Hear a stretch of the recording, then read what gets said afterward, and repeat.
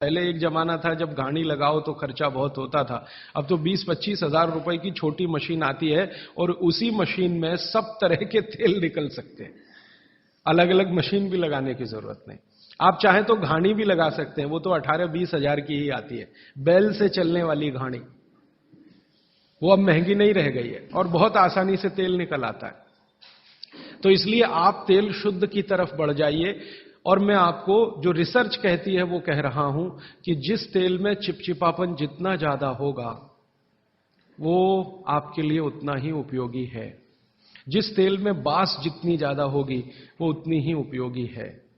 सरसों के तेल के बारे में सारे डॉक्टर्स ऑल इंडिया इंस्टीट्यूट के जो रिसर्च कर चुके हैं वो ये कहते हैं, सरसों के तेल का डब्बा मुंह पे लगाओ और जो आंख में से आंसू तुरंत ना निकलें तो समझ लो वो नकली है। उसकी इतनी तेज बास आएगी कि आंख से आंसू निकल ही आएंगे, नाक चलना आपकी शुरू हो ही जाएगी। वो कहते हैं वो उसके शुद्धता की गारंटी है।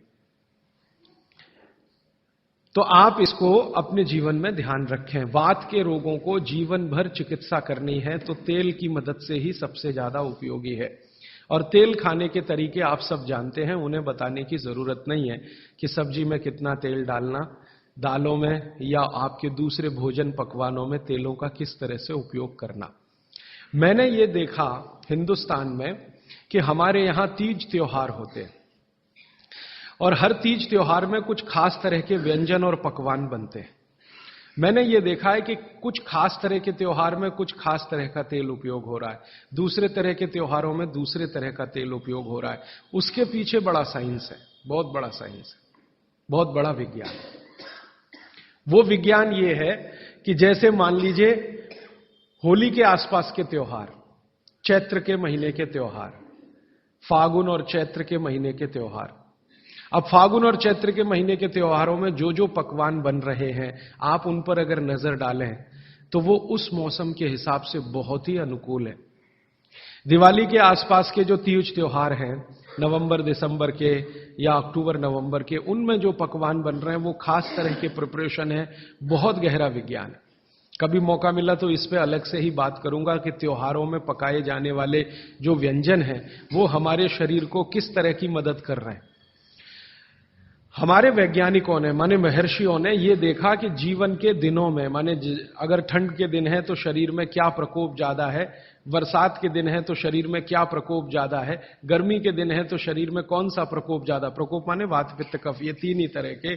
तो उनको संयमित रखने के लिए कौन सी चीजें प्रकृति ने दी हैं, तो व्यंजनों में वही चीजें डाली गई हैं। जैसे अब मैं आपको थोड़ा और स्पष्ट करता हूं, यह बात अमूर्त है लेकिन अब थोड़ी मूर्त करता हूं। सर्दी के दिनों में जितने भी त्योहार आप मनाते हैं या जितने भी त्योहारों में आप अपने जीवन को लगाते हैं, ये सब त्योहारों में आप देखो भोजन ज्यादा से ज्यादा आपके हिसाब से गरिष्ठ होता है। प्रिपरेशन कुछ इस तरह के होते हैं, जैसे आप तिल खा रहे हैं, सर्दी के दिनों में भरपूर तिल खाया जाता है और तिल के तरह तरह के व्यंजन बनाए जाते हैं। अगर आप गुजरात में रहते हैं तो अड़दिया खाया जाता है, अड़दिया।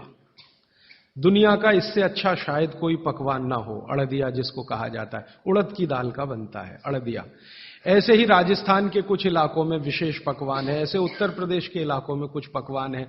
लेकिन अगर महसूस करें तो ये सब भारी हैं, भारी गुरुत्व है इसमें। वाघभट्ट जी ने एक शब्द इस्तेमाल किया, गुरुत्व वाले पदार्थ, माने भारी हैं, आसानी से नहीं पचते, धीरे धीरे पचते।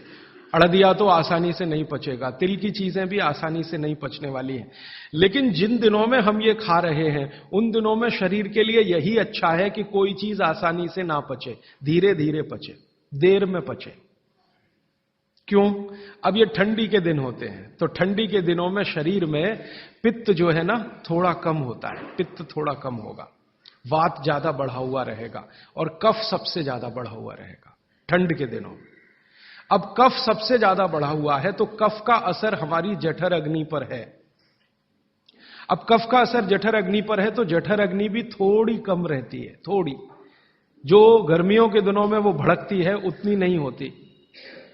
तो अगर आपकी जठर अग्नि कुछ कम है, कफ के प्रभाव में है, तो आप भोजन भी ऐसे खाइए जो तुरंत पचने वाले नहीं है, धीरे धीरे पचने वाले हैं, ताकि जठर अग्नि उसके साथ मेल कर ले अपनी गति का।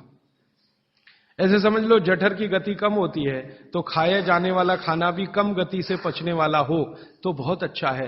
तो सोच समझकर यह तय किया गया कि सर्दी के दिनों में तिल खाना है, सर्दी के दिनों में मूंगफली खानी है, सर्दी के दिनों में गुड़ खाना है, सर्दी के दिनों में घी सबसे ज्यादा खाया जाता है। और आपने अक्सर वैद्यों से सुना होगा सेहत बनानी है तो यही दिन सबसे अच्छे हैं, माने खूब अच्छा अच्छा खाओ। और भगवान का दिया हुआ भी इन महीनों में भरपूर होता है। तिल भी इन्हीं महीनों में आते हैं, मूंगफली भी नई इन्हीं महीनों में आती है, चने भी इन महीनों में नए आते हैं। तो अच्छा खाना खाने का समय यही माना जाता है सर्दियों का। और अच्छा खाना वो जो गुरुत्व वाला है, गुरुत्व वाला वो जो थोड़ा धीरे धीरे धीरे धीरे पचता है। तो कितना बड़ा मेल बिठाकर हमारे लोगों ने हमारे व्यंजनों को त्योहारों के साथ जोड़ा। गर्मी के दिनों में उल्टा होता है, गर्मी के दिनों में आपका पित्त भड़कता है, माने अग्नि तीव्र है, तो आप ऐसा खाना खाओ जो जल्दी हजम हो जाए। बारिश के दिनों में सम रहता है, पित्त जो है बहुत ही कम होता है, तो बारिश के दिनों में यह कहा जाता है कि भैया सबसे हल्का खाना खाओ बारिश के दिनों में, क्योंकि पित्त उस समय सबसे कम है।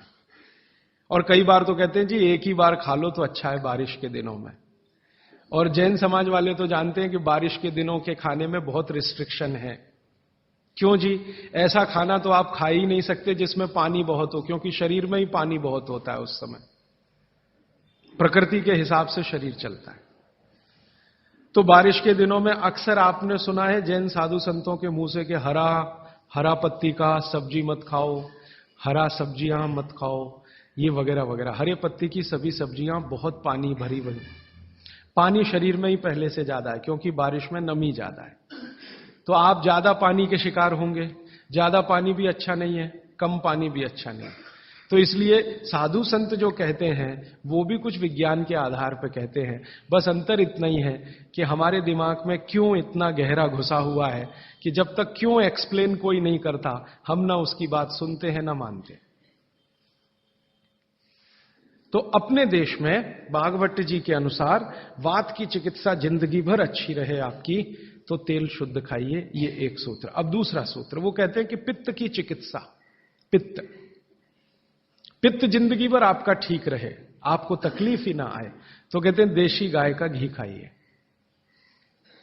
पित्त को जिंदगी भर सम रखने के लिए अगर कोई एक चीज उन्होंने बताई है सबसे अच्छी, वैसे तो उन्होंने सैकड़ों चीजें बताई, सबसे अच्छी तो उसकी ऊपर की श्रेणी में गिनती है घी। घी माने गाय का घी। भैंस के घी के लिए उन्होंने बोला है, लेकिन उन्होंने कहा है कि वो एक ही कैटेगरी के लोगों के लिए है जो कुश्ती लड़ते हैं। कुश्ती लड़ते हैं माने पहलवानी करते हैं, दंड बैठक लगाते हैं, पहलवानी करते हैं, वो घुमाते हैं। इनके लिए उन्होंने कहा है कि ये गाय का घी कभी ना खाएं, ये भैंस का ही घी खाएं, क्योंकि होना ही उनको भैंस के जैसा है।